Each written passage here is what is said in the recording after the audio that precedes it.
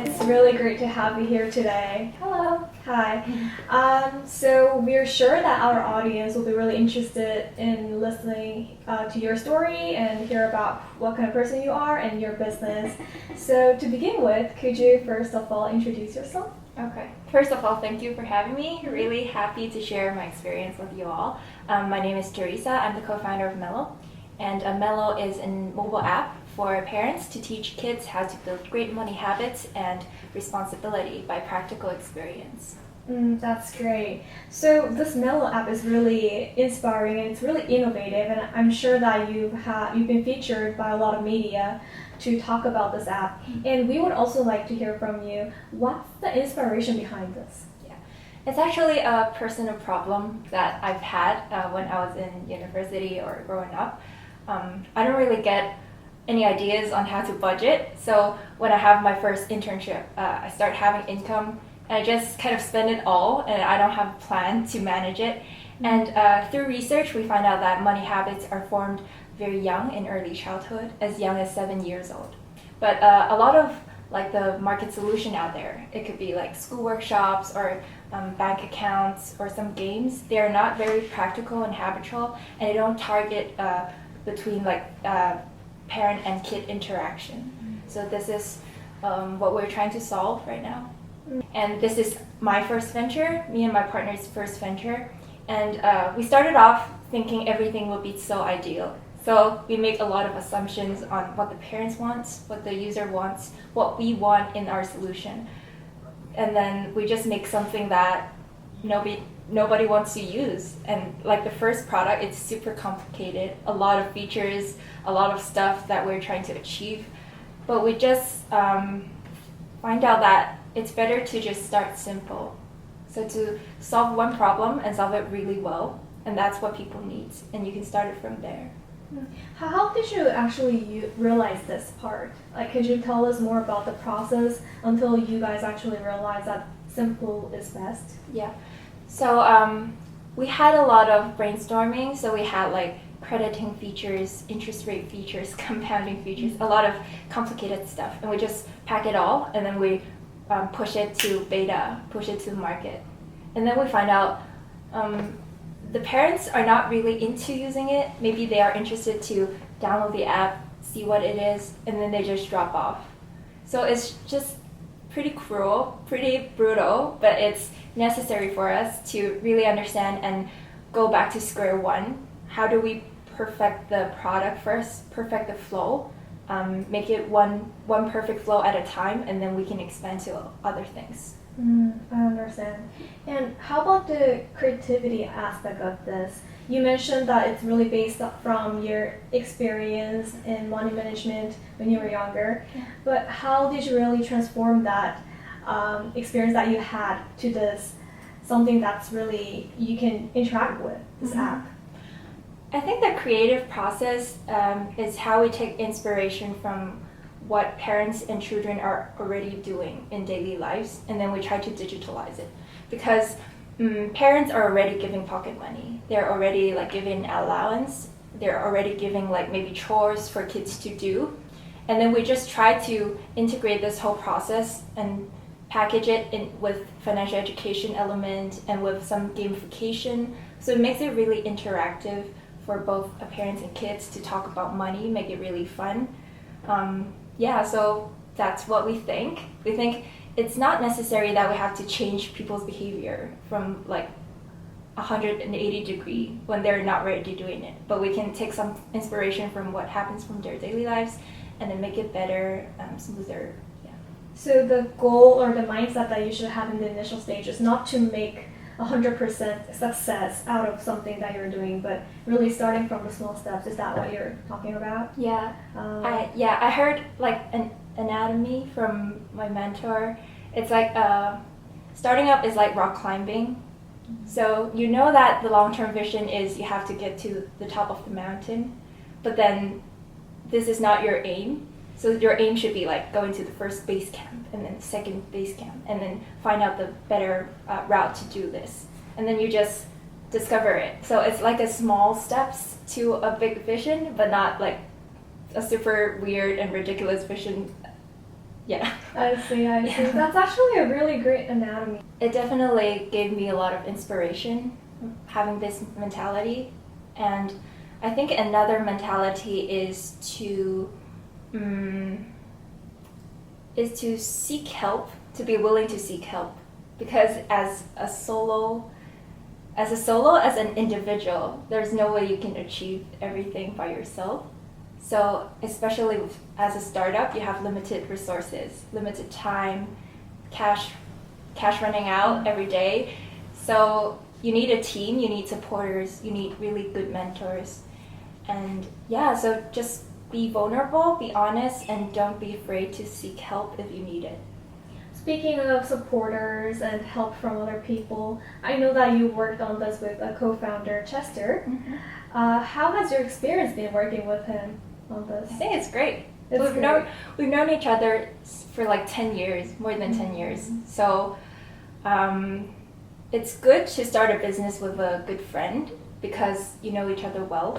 And then I also have a lot of trust in him because how we divide work is that he's more like the outside person, pitch person, BD person. I'm the marketing, product, user person.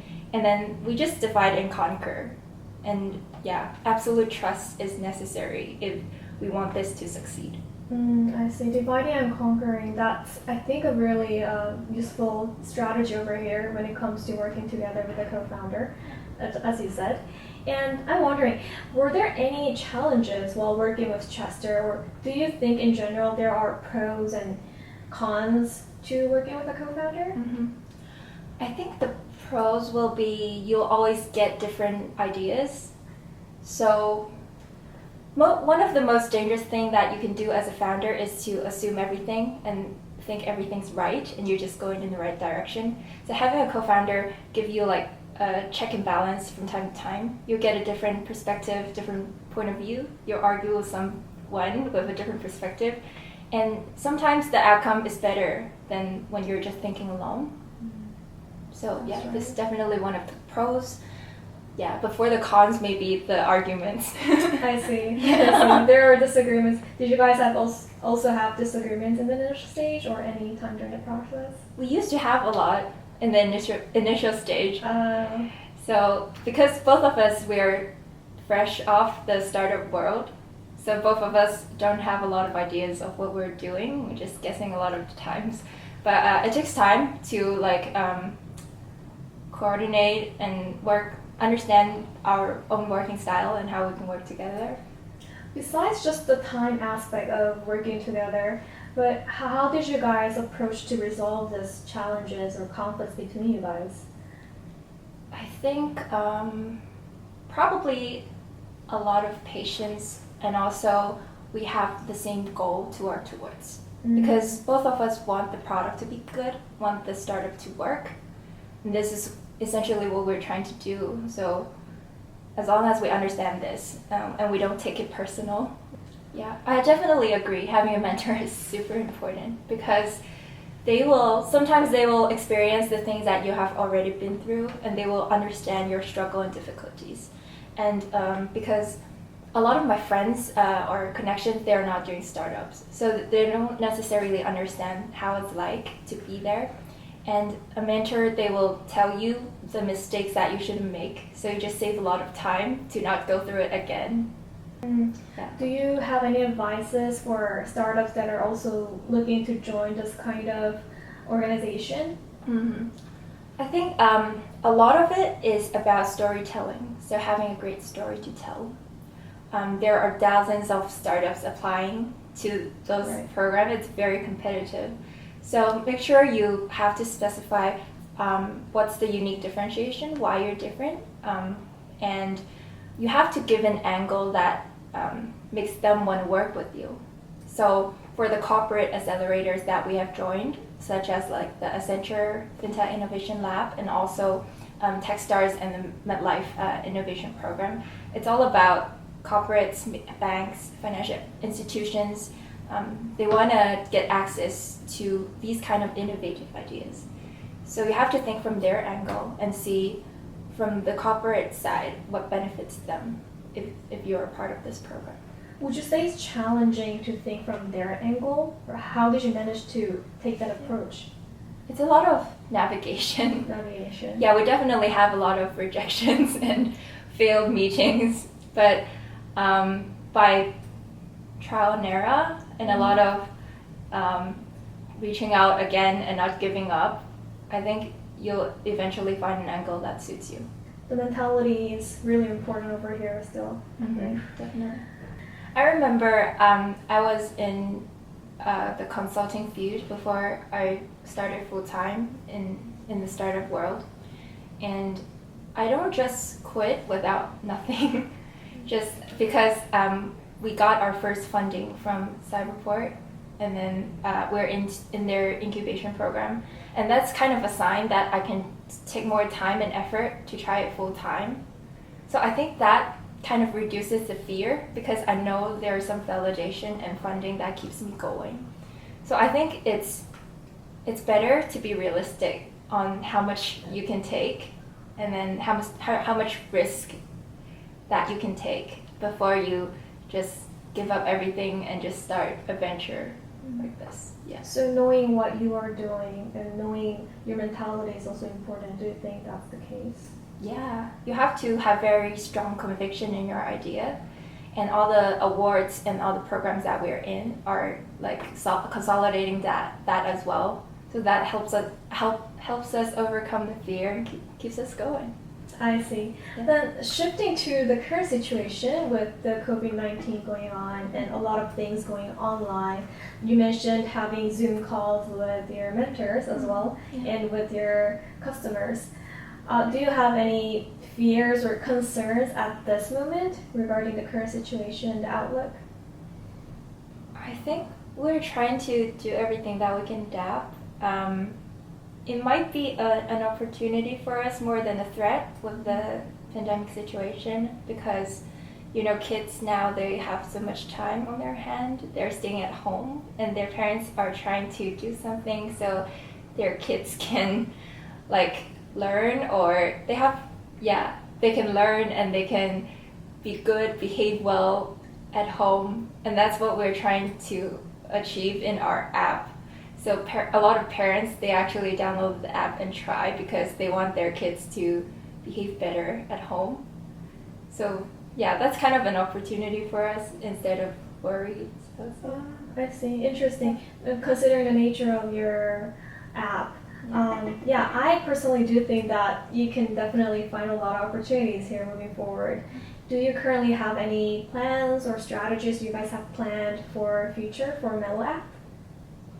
Definitely continue to perfect the product because the product's never going to be perfect. So in this stage, we're still trying to talk to users every week. We're trying to take away features that are not necessary. I'm trying to boost the metrics like acquisition, activation, the retention, trying to boost that, and then so that we can have a case to really present to our B2B partners like banks or financial institutions, because they might be, we're in talks because they might be interested in having the solution applied in their business as well. And also we're looking into different markets. So we want to get out of Hong Kong and try different markets like maybe Taiwan or Japan or the United States where we have a presence in through the accelerators. So it would be pretty exciting. So you do have access to other markets through the accelerators and incubators that you joined, is that right? Yeah. I see. I think you had an opportunity to expand to Japan, is that right? Yeah, it's a Tokyo FinTech business camp.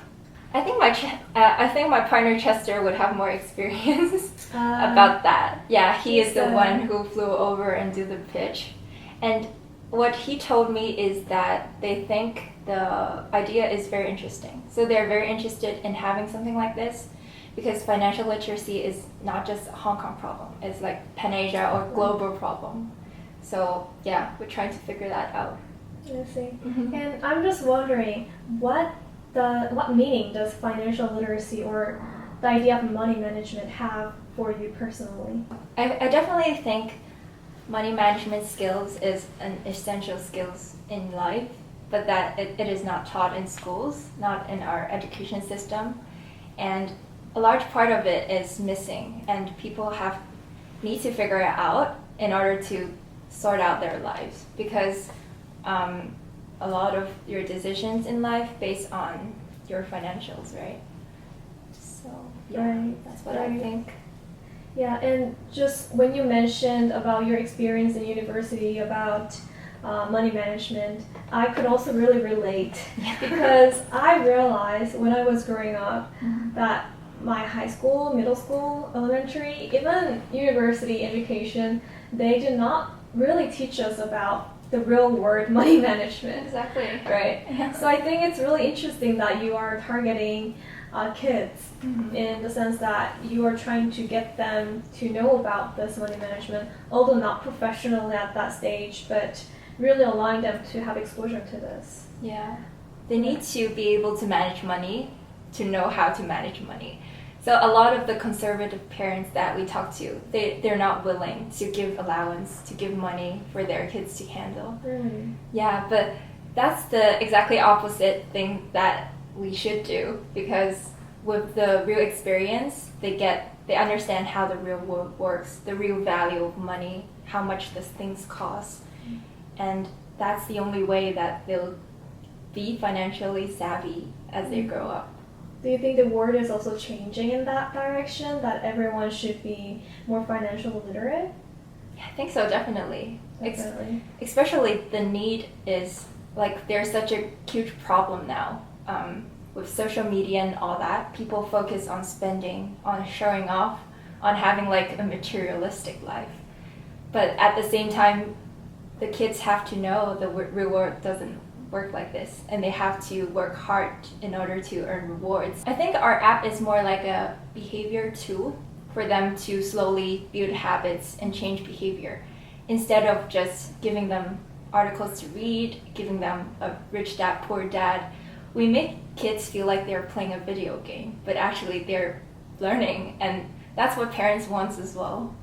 Well, it sure sounds like you do have a very bright outlook with your app and what you're doing right now. And I'm wondering, do you have any last advice to aspiring entrepreneurs who are looking to build a digital app or trying to build a business in the finance world as well? Yeah. Advice is, it's really not that easy, so be prepared for that. I think I've seen a quote from the co-founder of Twitter. He said, timing, perseverance, and 10 years of hard work will make it look like an overnight success. So be sure you have the grit to go through all that beforehand. And yeah, and also users are your biggest asset. So don't assume everything, talk to them and start solving problem for them instead of solving the problem for yourself. That's really great what you just said, and that quote is also amazing. All right, yeah, thank you for telling us your story. It was a pleasure to talk to you today. And yeah, I really wish the best of luck in your ventures, and let's see how it goes. Thank you, Irene. Thank you. Thank you.